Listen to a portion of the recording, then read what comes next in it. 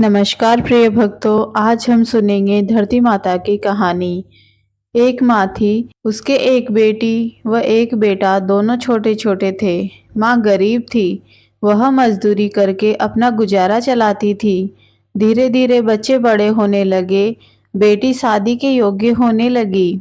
माँ बूढ़ी हो गई। माँ ने बेटे से कहा, बेटा तेरी बहन बड़ी हो गई है, अतः तुम्हारे जैसा घर वर देखकर इसकी शादी करना। ऐसा कहकर माँ तो कुछ दिनों बाद मर गई। भाई गांव गांव घूमता, लेकिन बहन के योग्य कोई वर नहीं मिला। वह घूम घूम कर थक गया। बैठे बैठे उसने सोचा, मैं ही इससे शादी कर लूं। ऐसा सोचकर वो चुनरी और सामान लाया।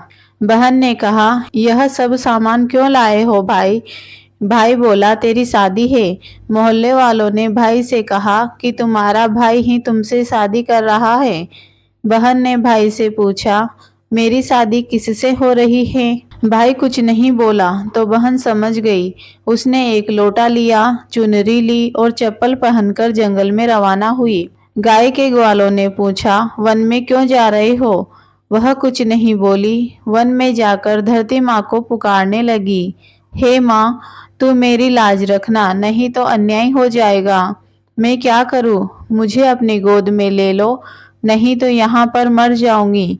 धरती माँ फटी तो बहन ने एक तरफ लोटा, चुनरी, चप्पल रख दिए और धरती में जाने लगी। इतने में दौड़ता हुआ भाई वन में आया और ग्वालों से पूछा कि किसी ने मेरी बहन देखी है? वह किस तरफ गई है? ग्वालों ने कहा, तेरी बहन उधर गई है। वह बहन बहन पुकारता हुआ दौड़ा। बहन धरती माँ के अंदर समा रही थी, थोड़े बाल बाहर दिख रहे थे। उसने बहन के बाल मुट्ठी में पकड़े और रोने लगा, बहन तू सत के लिए धरती माँ की गोद में समा गई। मेरी बुद्धि भ्रष्ट हो गई थी।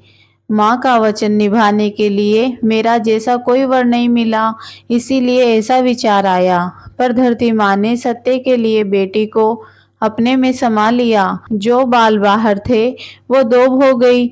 इसीलिए औरतें कहानी सुनती हैं और लोटा, चप्पल, चुनरी एक बर्तन में हरे मूंग, एक लड्डू कुंवारी कन्या को देगी। उसको धरती माता सुखी रखेगी। बोलो धरती माता की जय।